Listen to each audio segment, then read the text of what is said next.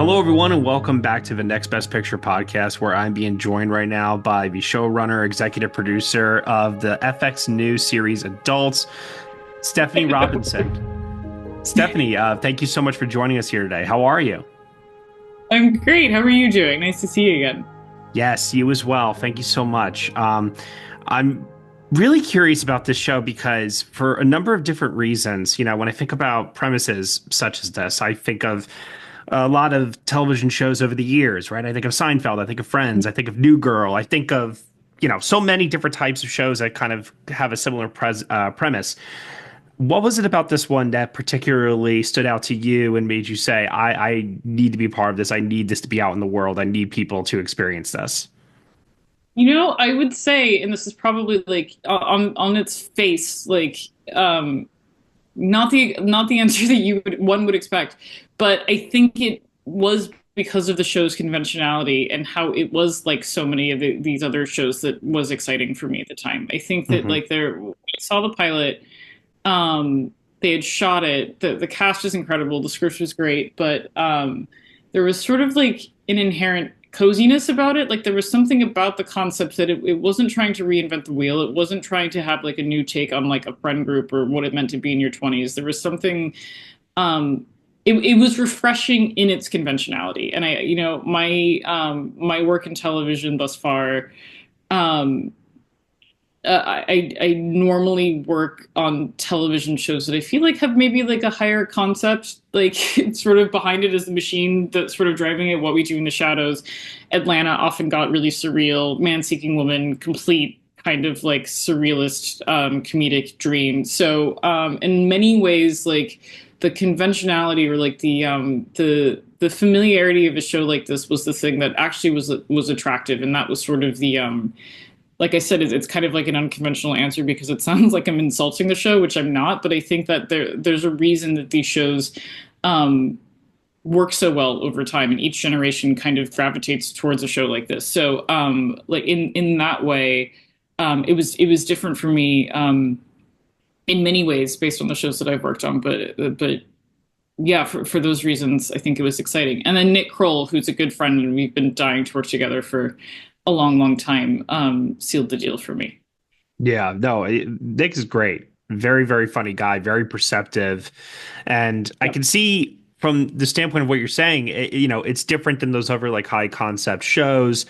It allows though for there to be like this building block point for you to get the characters involved into many different situations and explore their lives in a way that might be relatable to some viewers, maybe not. But I think that with a variety of characters, there's something for everybody here, one way or another. I think that there is something for everyone to relate to, but I think that's like sort of the beauty of ensemble comedy, like that's sort of what ends up happening anyway. But I think that's also true of like basing a show around an ensemble in their 20s, because there's no right way to do your 20s and there's no right way to grow up. So I think in that way, the world feels very, very big, but also at the same time like really relatable, like you're saying in those ways. But also, I think that the beauty of the writers' room was that for as many similar experiences that we all had, we had a lot of extremely different ones as well, which you'll see reflected in the show, hopefully. Right.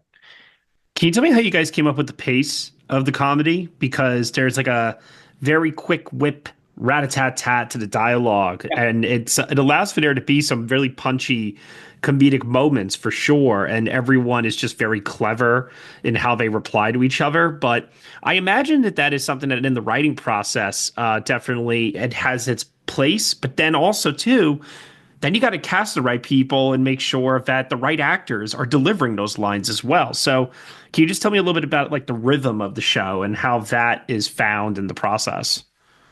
Yeah, that's a good question. So I think first and foremost, like the cast is incredible, and the cast actually really do like each other, sort of how they are on camera. They're very much that way off camera. So I think that pace is kind of just built in and baked into their own relationships and who they are as people and how they do speak with one another.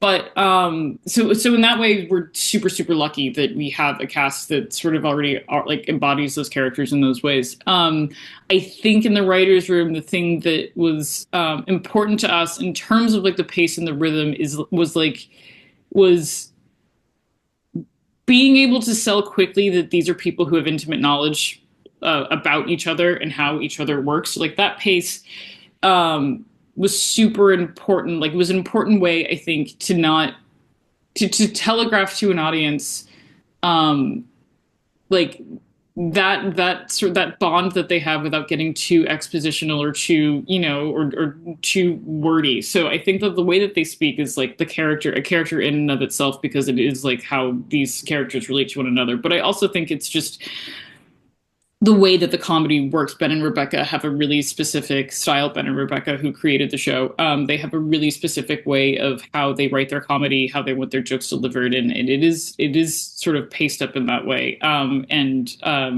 Like I said, we were lucky enough that we have a cast that was sort of already that way to begin with, to I think really take that off of the page and throw that on the screen in a way that I think is really really working.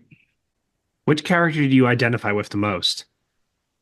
It's a good question. I think, I think, the appropriate answer would be I see a bit of myself in all of them, and hopefully everyone else too. But for me, like I think I resonate a lot with Anton.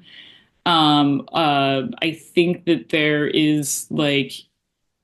there's sort of like a bravado he projects, but I think there's an undercurrent of like being unsure and anxious in a way that he's like constantly, I think, trying to like mitigate, is like how outgoing or how comfortable he feels in any given situation, but like sort of what you do end up seeing kind of not so I think telegraphed is that there's probably way more of a complex frustration going on with him at all times. But that's my take on the character, whether whether or not people pick up on that or not.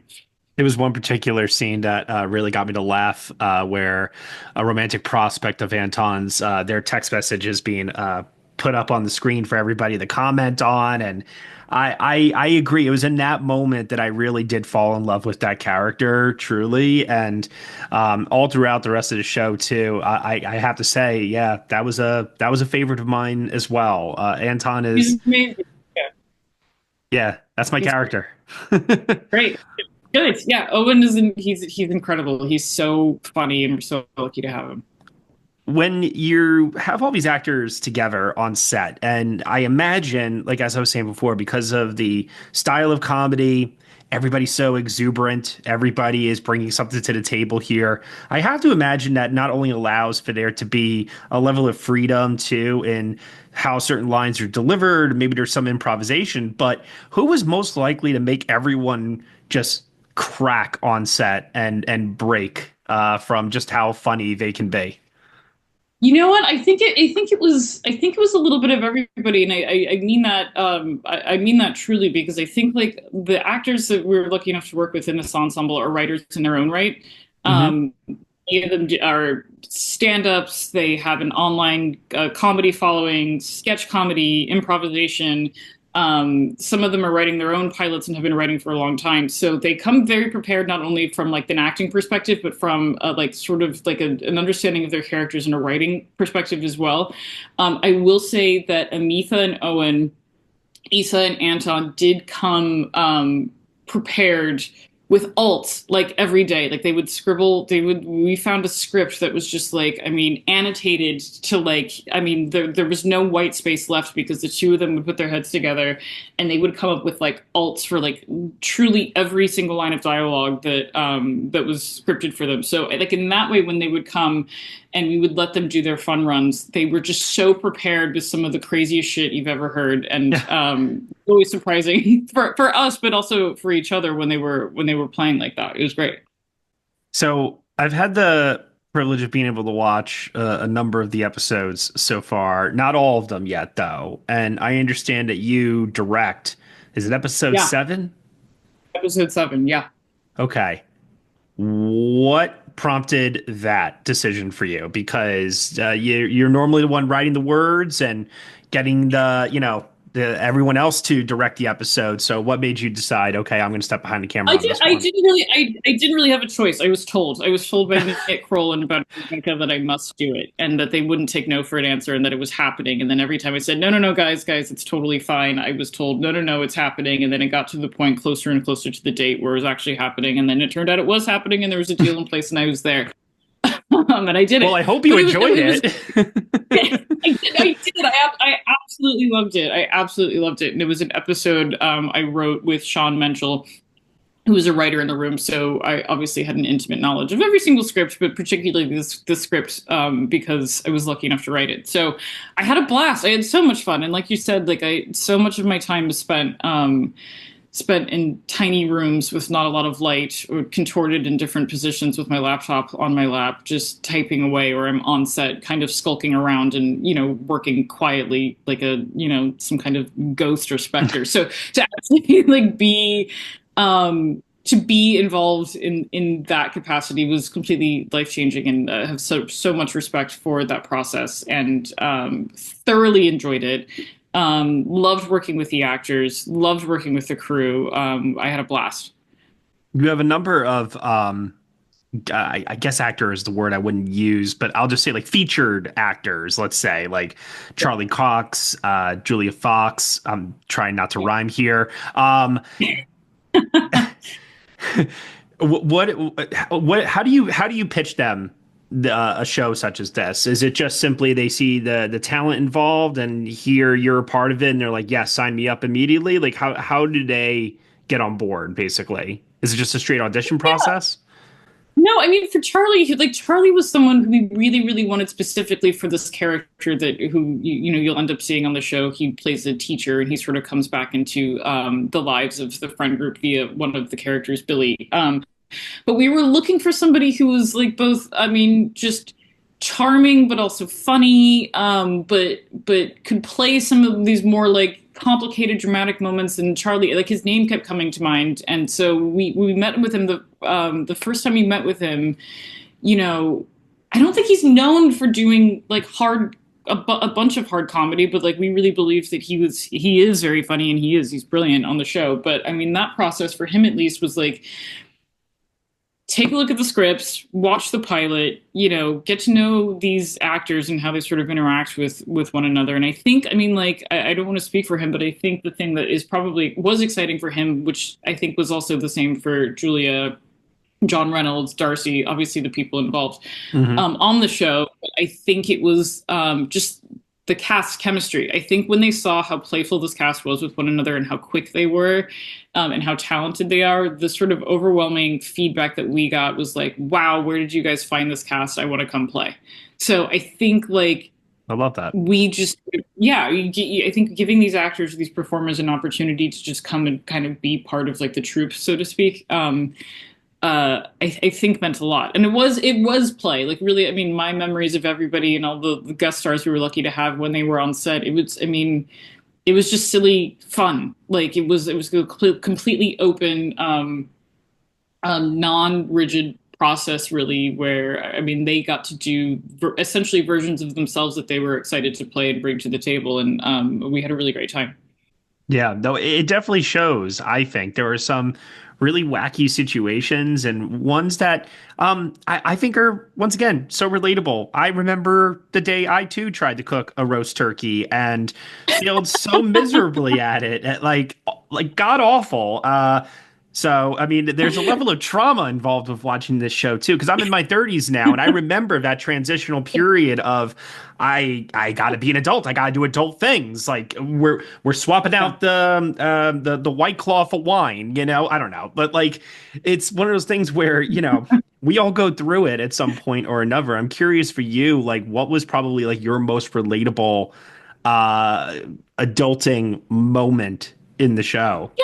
Yeah, I mean, it's a good question. And it's probably a series of moments, but I think Samir's character kind of like encapsulates my feeling in the pilot. Like, basically, and I'm paraphrasing the idea of like, I was just so excited to grow up and everyone told me I needed to grow up. And now that I have done it, it just feels like everyone's annoyed that I'm here. Like, was just like 20s constantly. I constantly felt like I was fucking up, that I was constantly guilty about things. I said the wrong thing, I did the wrong thing, I didn't know the right thing. I drank too much alcohol, I drank too much water. Like I can't, like nothing was calibrated in a way that like I felt like I was doing anything um totally correctly. And yeah, that feeling of like, oh man, I just feel like everyone is so pissed off that I exist a little bit, like the world does. So, I mean, it's not a specific moment, but like I said, it's just like a sentiment which I really resonated with. And then you get, older, and Mhm. I'm in my 30s, and you kind of look back and you're like, God, how could I be so narcissistic to think the whole world needed to revolve around me in the first place? So, but I think that's part of it is like this, like I think the hyper awareness of like self when you're in your 20s is like so painful and uncomfortable, and you kind of come out of the other side, hopefully feeling a bit more, like I said, a bit more calibrated with the world and the people around you. Yeah. So at this stage now, you have a great working relationship with FX. It's very apparent.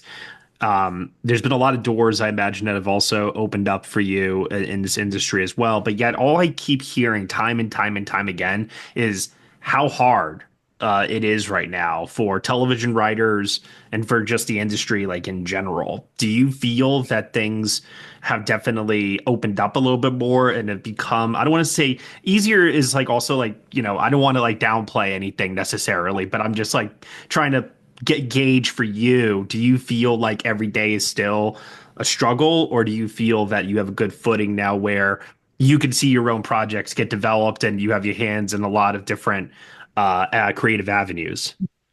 Yeah, I will always speak for myself because it's so different for so many people, and this industry is, uniquely brutal for everyone in different ways and uniquely satisfying in different ways. So, but in terms of like footing, like, do you ever find your footing in this industry? In my experience, not really. However, like, I do think the past year or so, couple of years have been, for me, I've noticed much more challenging. I think I think projects that I thought like maybe 5 years ago would have been a slam dunk and could have come together much easier now, more recently have felt a little bit more like there's way more thought behind a thing, and why are we doing a thing, and we need to test drive a thing a little bit more, we need a little bit more reassurance here, we're not sure about this, like there's way more there's a hyper vigilance, it feels like, around sort of every single project that I've worked on in a way that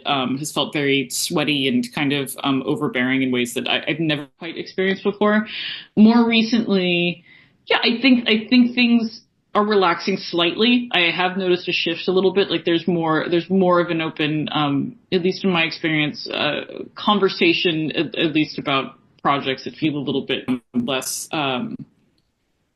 less tricky, and like there's an open-mindedness that's slightly returning, but I say slightly, I don't think completely out of the woods, but it's definitely in my case has been palpable for sure. Absolutely. Absolutely.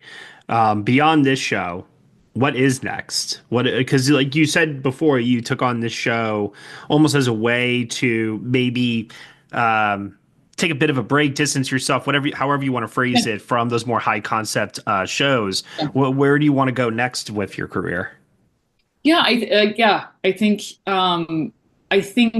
next I would love to be doing more features, and more features are on the horizon, which I'm really excited about. And I think that I think I've been very lucky to have made a feature before, as you alluded to earlier. The Hmm. first time we met was on a feature that I wrote. So I think um, more feature writing, more directing, and then hopefully returning to, I think, some more high concept ideas in television. Like I'm so happy to have worked on adults, but I do feel like there's sort of like what I was saying earlier, maybe now more of an openness to some of those more off the wall ideas. So running some of those out and see what happens. There's irons in the fire. There's always irons in the fire.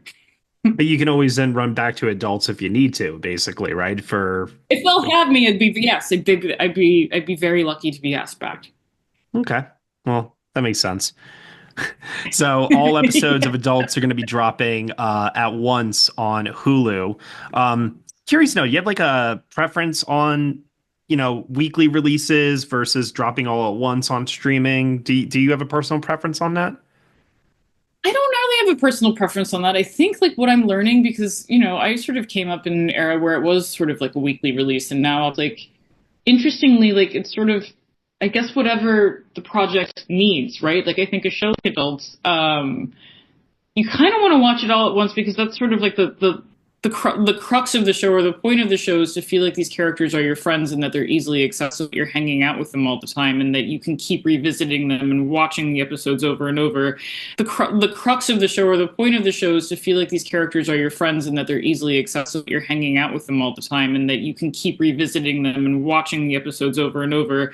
And that's the fun of I think those buddy comedies anyways, that like the reason that we can revisit Seinfeld and watch Friends um and revisit these shows is because like it's inherently comforting and like the fact that they are usually accessible is sort of like how a lot of people or how audiences like to engage with shows like that. So in the case of something like Adults, it completely makes sense to me and I'm excited for the audience to engage with it in that way. And I don't necessarily think that, that releasing the show weekly and sort of making people wait to engage with the world a little bit more is something that needs to happen. So like in that way, I think my perspective has changed a lot just having gone through this process and kind of uniquely what each show kind of depending on intended audience.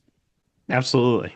Well, I hope people definitely check out this show. It could be seen as a comfort watch in many ways, like you said. Maybe they watch it over the course of one day, a weekend, a week, whatever the case might be. But hopefully they can spend some time, get to know these characters, have a few laughs, and look back or look ahead. I mean, it's a very relatable thing that we can all say that we are eventually going through at one point or another. So hopefully people will adult with adults and and have a great time. But I really thank you for your time here, Stephanie. Truly, I appreciate it.